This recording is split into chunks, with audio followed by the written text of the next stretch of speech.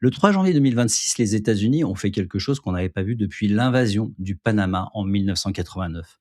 Ils ont envoyé la Delta Force capturer un président en exercice dans son propre palais. Nicolas Maduro est aujourd'hui incarcéré à Brooklyn et sa femme aussi. Et si vous avez un ETF World, vous détenez 65% d'actions américaines. Si vous avez un ETF émergent, vous êtes peut-être exposé à d'autres pays qui cochent exactement les mêmes cases que le Venezuela. Aujourd'hui, je vais vous montrer le framework que j'utilise depuis des années pour évaluer ce type de risque. Un framework, une grille de lecture qui donnait un score de 10 sur 10 au Venezuela, le maximum de risque. À la fin de cette vidéo, on aura couvert 3 éléments concrets. D'abord, une compréhension claire de ce qui vient de se passer au Venezuela et pourquoi c'était, on va dire, prévisible. Pas les gros titres, pas la réalité du terrain, mais les mécanismes sous-jacents. Ensuite, le framework PRISM, P-R-I-S-M, 5 critères qui permettent d'évaluer si un pays risque de subir une intervention américaine. Et enfin, une liste concrète des pays à surveiller en priorité, ceux qui cochent plusieurs cases du framework et qui pourraient être les prochains concernés. Je m'appelle Alain Poncelas, je suis basé en Suisse, j'analyse les marchés internationaux, la géopolitique et les opportunités d'investissement depuis 1994.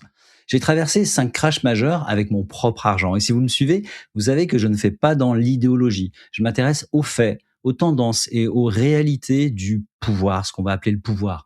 Et cette réalité, c'est qu'on peut détester l'Amérique. On peut critiquer son hypocrisie, on peut documenter ses crimes, on peut rêver de justice internationale et d'un monde multipolaire plus juste. Mais en tant qu'investisseur, en tant qu'analyste, en tant que personne rationnelle, on ne devrait jamais parier contre l'Amérique. Le Venezuela n'est pas la première nation à la prendre et ça ne sera pas la dernière. Avant de continuer, je veux être clair sur quelque chose d'important. Analyser ce qui s'est passé n'est pas l'approuver. Le Conseil de sécurité de l'ONU s'est réuni en urgence après les événements. Le secrétaire général Antonio Guterres a rappelé que la charte des Nations Unies interdit ce type d'intervention. La Colombie a parlé d'enlèvement sans fondement légal. La Chine exige la libération de Maduro. Ce que je vais faire dans mon cas, c'est vous apporter les données concrètes nécessaires pour protéger votre portefeuille. Parce que l'on soit d'accord ou pas avec cette opération, elle crée un précédent. Et ce précédent a des implications concrètes pour nos investissements. Alors on va tâcher de reconstituer rapidement ce qui s'est passé dans la nuit du 2 au 3 janvier. Peu après 2 heures du matin, des hélicoptères américains se sont infiltrés jusqu'au centre de Caracas. Nicolas Maduro et son épouse Cilia Flores auraient tenté de se réfugier dans une panic room. Ils ont été interceptés en quelques minutes. À 5h21 du matin, Donald Trump annonçait sur Truth Social, son propre réseau social, que le président vénézuélien avait été capturé et évacué du pays. Maduro est aujourd'hui incarcéré au centre de détention métropolitain de Brooklyn. Il a comparu devant un tribunal de Manhattan où il a plaidé non coupable de 4 chefs d'accusation, dont le narcoterrorisme. La prochaine audience est fixée au 17 mars. Alors, comment les États-Unis justifient-ils cette opération? Officiellement, il ne s'agit pas, d'après eux, d'une invasion, mais d'une mise en œuvre de la législation. Je cite, mise en œuvre de la législation. C'est ce qu'a déclaré Mike Waltz, le représentant américain au Conseil de sécurité de l'ONU. Selon lui, Maduro a été arrêté comme trafiquant pour être jugé aux États-Unis, et je le cite encore une fois, pour crimes perpétrés contre la population américaine depuis 15 ans. L'acte d'accusation repose sur un dossier de 2020 avec une accusation contre Maduro d'avoir collaboré pour faire transiter de la cocaïne vers les États-Unis. La procureure générale Pam Bondi l'a qualifié de, je cite, l'un des narcotrafiquants les plus notoires du monde. Et maintenant, voici ce qui est intéressant de notre point de vue d'investisseur. Ces accusations résistent-elles à une analyse factuelle? Selon l'UNODC, l'Office des Nations Unies contre la drogue et le crime, moins de 8% du trafic de cocaïne mondial transite par le Venezuela. 80% passe par la Colombie, un allié des États-Unis. Et un rapport du département d'État de 2025 sur les opérations contre le trafic de drogue ne mentionne même pas le fameux cartel de los soles, excusez mon espagnol, le cartel des soleils dont Maduro, le fameux cartel, serait supposément le chef. Les justifications légales sont fragiles, ce qui nous amène à la vraie question, pourquoi maintenant et pourquoi le Venezuela? Pour comprendre les vraies raisons, il faut regarder 3 éléments. Premier élément, le pétrole. Le Venezuela possède les plus grandes réserves prouvées au monde, 303 milliards de barils selon l'OPEP, plus que l'Arabie Saoudite. Et 4 jours seulement après la capture de Maduro, les exportations de pétrole vers les États-Unis ont repris. Maria Corina Machado, la chef de l'opposition et prix Nobel de la paix 2025, a déclaré vouloir faire du Venezuela le centre énergétique des Amériques. Deuxième élément, l'élection contestée du juillet 2024. Le Conseil national électoral a déclaré Maduro vainqueur, mais l'opposition affirme que son candidat, Edmundo González, a obtenu une majorité décisive. Les États-Unis, l'Union européenne, le Brésil et la Colombie ont dénoncé l'élection comme frauduleuse. Maduro a quand même été investi pour un troisième mandat le 10 janvier 2025. Troisième élément, l'escalade progressive depuis des mois. En août 2025, les États-Unis ont renforcé leur présence militaire dans le sud des Caraïbes. En septembre, le Southern Command a commencé à mener des frappes officiellement sur des navires en mer des Caraïbes pour lutter officiellement contre le narcotrafic. Mais personne n'est dupe. Le but était de préparer l'opinion à des opérations de terrain. Et quand on met bout à bout ces trois éléments, les ressources, la légitimité contestée, l'escalade progressive, on comprend que cette opération n'est pas un coup de tête. Elle s'inscrit dans une mécanique, un pattern que j'observe depuis des années sur d'autres pays. Et c'est exactement cette mécanique que le framework, la grille de lecture Prism permet de détecter. Ce qui vient de se passer au Venezuela n'était pas imprévisible. Il suffisait de regarder les bons indicateurs. En février 2022, j'avais 8% de mon portefeuille en ETF émergent. Quand les sanctions de la Russie sont tombées, mes positions sont devenues invendables du jour au lendemain. J'ai mis 6 semaines à sortir avec 12% de pertes sur cette poche. Cette erreur m'a coûté cher, mais surtout, elle m'a forcé à formaliser ce que je faisais intuitivement depuis des années. C'est comme ça qu'est née la grille de lecture, le framework Prism. 5 critères. Chaque critère est évalué sur une échelle de 0 à 2. La note de 2 signifie le risque maximal. Au-dessus d'un total de 7 sur 10, je considère le risque comme élevé. Et en dessous de 4, le risque est considéré comme faible. Avec cette grille de lecture, le Venezuela obtenait un score de 10 sur 10, le maximum absolu. Et ce qui est intéressant, c'est que c'est pas le seul pays dans cette situation. Maintenant, voyons chaque critère de la grille de lecture en détail.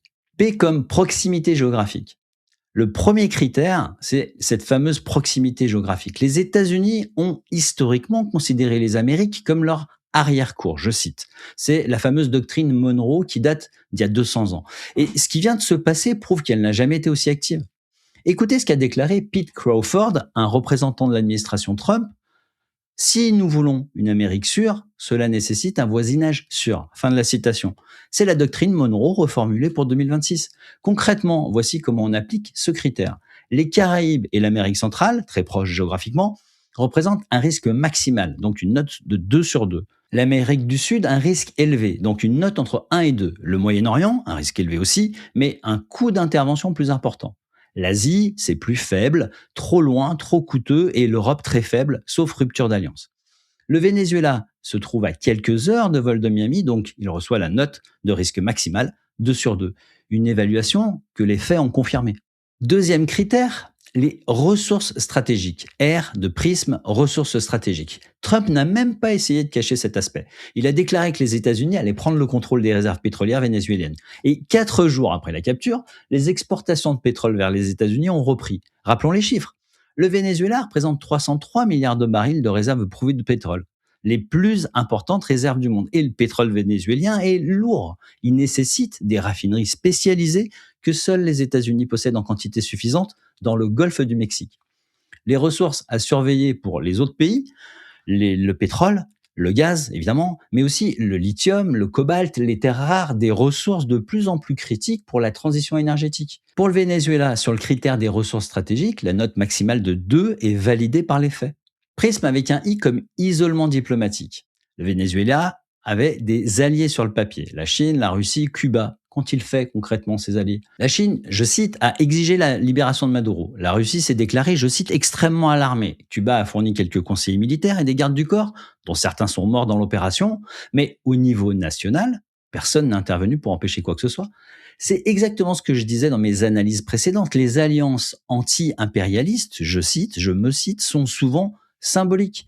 La Chine fait 700 milliards de dollars de commerce avec les États-Unis chaque année. Elle ne risquera jamais une confrontation directe avec les USA pour protéger le Venezuela. La seule protection vraiment absolue, ce serait l'arme nucléaire. C'est pourquoi la Corée du Nord, malgré toutes ses provocations, n'est jamais touchée. Le Venezuela n'avait pas cette protection. Donc, sur le critère de l'isolement diplomatique, le Venezuela avait une note de 2 sur 2. Est-ce comme sanction active? Donc, le quatrième critère, c'est peut-être le plus important en tant qu'indicateur avancé, il suffit d'observer la chronologie des sanctions américaines sur le Venezuela. En 2015, Obama signe un décret déclarant le pays menace extraordinaire pour la sécurité nationale. En 2017, sanctions financières. En 2019, embargo complet sur le pétrole. En 2025, récompense de 50 millions de dollars pour l'arrestation de Maduro, la plus grosse prime jamais placée sur la tête d'un chef d'État. On voit le schéma qui se répète. C'est toujours la même séquence. Sanctions ciblées, sectorielles, embargo complet, puis intervention. Les sanctions préparent le terrain. Si on voit un pays accumuler des sanctions progressives, c'est le moment de réduire son exposition. Plus tard, il sera trop tard. Note maximale de 2 sur 2 pour le Venezuela sur le critère des sanctions actives, et ça a été confirmé par l'enchaînement des événements.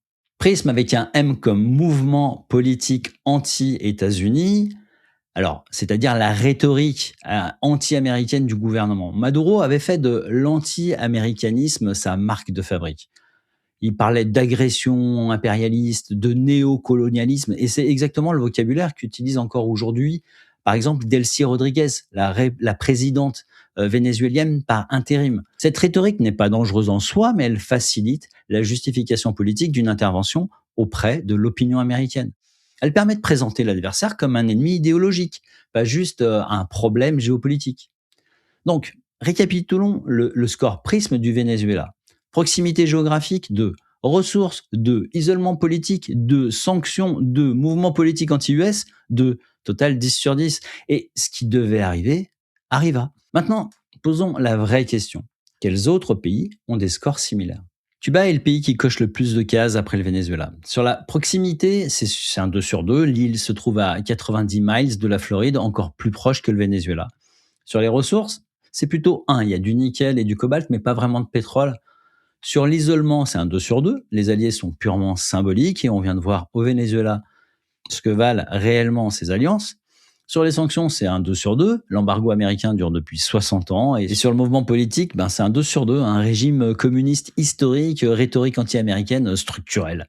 Ce qui nous donne un score total entre 8 et 9 sur 10. Le seul facteur qui pourrait tempérer un peu, c'est l'absence de ressources majeures.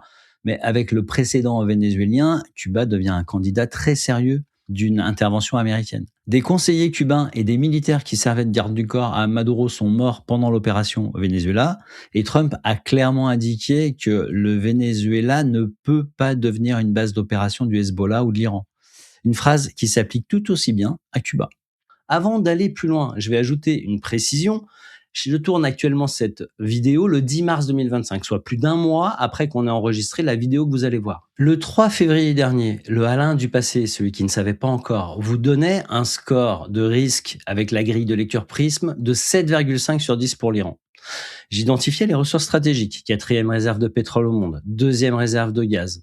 Je notais l'isolement diplomatique croissant. Je pointais les sanctions quasi totales accumulées depuis des décennies. Et je concluais, avec une prudence que je regrette un peu maintenant, que la taille du pays tempérait le risque d'intervention directe. L'Iran, c'est 80 millions d'habitants, un terrain montagneux, un coût militaire astronomique. 25 jours plus tard, le 28 février 2026, les États-Unis et Israël ont lancé les plus importantes opérations militaires combinées au Moyen-Orient depuis l'invasion de l'Irak en 2003. Un drone iranien a depuis touché la base britannique d'Akrotiri à Chypre. On parle ici de la première attaque directe sur un territoire aux portes de l'Union européenne, il faut le rappeler. Et au moment où vous regardez cette vidéo, le conflit est toujours en cours. On n'est plus dans l'analyse de risque ici, on est dans les faits. Ce que j'avais oublié, c'est que l'histoire se répète depuis 1989. Les États-Unis ne font pas leurs calculs comme on fait les nôtres. Les USA font des calculs de grande puissance internationale. Et quand le score prisme dépasse 7, peu importe la géographie, l'escalade finit par trouver son chemin. Je vous raconte ça pas pour me congratuler, mais parce que si vous comprenez pourquoi cette analyse du 3 février dernier était juste, mécaniquement, structurellement, alors vous allez comprendre quelque chose de beaucoup plus important. Quel pays coche aujourd'hui les mêmes cases que l'Iran cochait en février dernier? Et ça va changer la façon dont vous regardez votre portefeuille pour les 12 prochains mois. Allez, on reprend la vidéo du 3 février. Dans la catégorie risque moyen, il y a le Nicaragua et la Bolivie. Le Nicaragua de Daniel Ortega coche pas mal de cases, proximité géographique maximale, rhétorique anti-américaine virulente. isolement diplomatique croissant, mais les ressources sont limitées, les sanctions encore partielles, donc un score autour de 6 sur 10. La Bolivie est intéressante pour une autre raison, le lithium. Le pays possède les plus grandes réserves mondiales de lithium, un métal critique pour les batteries électriques, mais le gouvernement actuel n'est pas en confrontation directe avec Washington et les sanctions sont quasiment inexistantes. Un score de 5 sur 10 pour la Bolivie, mais c'est un pays à surveiller si la situation politique évolue.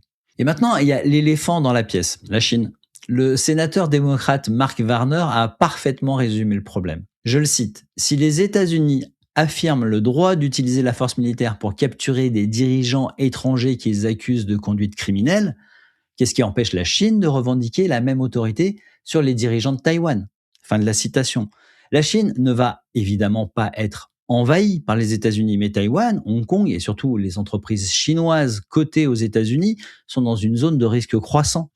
Si les tensions s'aggravent, nos ETF émergents contenant 28% de sociétés chinoises pourraient devenir problématiques, pas à cause d'une invasion, mais à cause de sanctions qui rendraient ces actifs illiquides. On l'a vu avec la Russie en 2022. Du jour au lendemain, les ETF contenant des actions russes sont devenus invendables. Imaginez le même scénario avec des actions chinoises. Alors, si vous êtes dans cette situation, le fait d'avoir un ETF World ou un ETF émergent sans avoir vraiment mesuré votre exposition géopolitique, c'est normal. On y est tous passés. Personne ne nous a appris ça à l'école. Et les brochures des émetteurs d'ETF ne mentionnent pas le risque qu'un président soit capturé par la Delta Force. Ce n'est pas de votre faute. Le système est conçu pour vendre de la diversification sans expliquer ce que ça signifie vraiment. Mais maintenant que vous avez le framework Prism, vous pouvez agir. Parlons de votre portefeuille concrètement. Si vous avez un ETF World, et beaucoup d'entre vous en ont un, je le sais, vous pensez peut-être être diversifié géographiquement. La réalité est assez différente. Un ETF MSCI World typique contient entre 65 et 70% d'actions américaines. Ce n'est pas de la diversification mondiale, c'est un pari sur la domination américaine. Et ce pari peut être gagnant, il l'a été sur les dernières décennies, mais ça peut aussi être un pari qu'on peut perdre et donc qu'il faut faire en connaissance de cause. Quant à l'ETF émergent, c'est encore pire en termes de risque géopolitique. Vous avez typiquement 28% en Chine, 15% à Taïwan et des expositions à des pays qui pourraient être les prochains Venezuela. C'est ce que j'appelle le benchmark disqualifié. Ces ETF ne vous protègent pas du risque géopolitique, ils vous y exposent à votre insu. Voici comment procéder concrètement pour vérifier votre exposition réelle. Première étape, téléchargez la composition de vos ETF. Tous les émetteurs publient la liste des positions, c'est accessible sur leur site. Deuxième étape, appliquez le framework Prism aux pays représentés dans vos ETF. Concentrez-vous sur les 10 plus grandes positions en pourcentage. Troisième étape, calculez votre exposition totale au pays avec un score supérieur à 6 dans le grille de lecture Prism. Prenons un exemple chiffré. Vous avez 10 000 euros en ETF émergents, dont 28% en Chine donc, et 15% à Taïwan. Ça représente 4 300 euros exposés à des zones de tension majeures avec les États-Unis, soit 43% de votre allocation émergente. Est-ce que ce niveau de risque correspond à ce que vous êtes prêt à supporter? C'est la question à vous poser. L'affaire du Venezuela met en lumière 3 erreurs classiques. Première erreur, croire que la diversification géographique réduit notre exposition aux décisions américaines. C'est faux. Le dollar représente 58% des réserves mondiales et 85% des transactions de change. Toute entreprise globale dépend du système financier américain. Même si vous investissez exclusivement dans des entreprises européennes, vous restez exposé. Deuxième erreur, pensez que nos actifs émergents vont monter quand les États-Unis baissent. En période de crise, les corrélations convergent vers 1, tout baisse en même temps. On l'a vu en 2008, on l'a vu en 2020 et même récemment en 2022. La diversification géographique ne nous sauve pas en cas de crise aiguë. Troisième erreur, ignorer que nos actifs peuvent devenir illiquides du jour au lendemain. Quand les États-Unis ont sanctionné la Russie, les ETF contenant des actions russes sont devenus invendables. Les courtiers ont suspendu les cotations. Les investisseurs se sont retrouvés coincés. Et ça peut arriver avec n'importe quel pays qui tombe sous le coup de sanctions. Maintenant, je vais vous dire ce que je fais moi-même. Ne prenez pas cette information pour une recommandation, chacun a sa propre situation, mais je vous partage mon expérience. J'investis mon propre argent selon ces principes et je n'ai aucun lien d'affiliation avec les produits que je mentionne. Quand je gagne, c'est avec mon capital et quand je perds, c'est mon argent également qui disparaît. Donc, si je débutais aujourd'hui sur mon portefeuille actuel, mon exposition au pays avec un score Prism supérieur à 6 représenterait moins de 3 000 euros sur 60 000 euros d'actifs cotés. Un montant que je pourrais me permettre de voir tomber à zéro sans que ça change ma vie.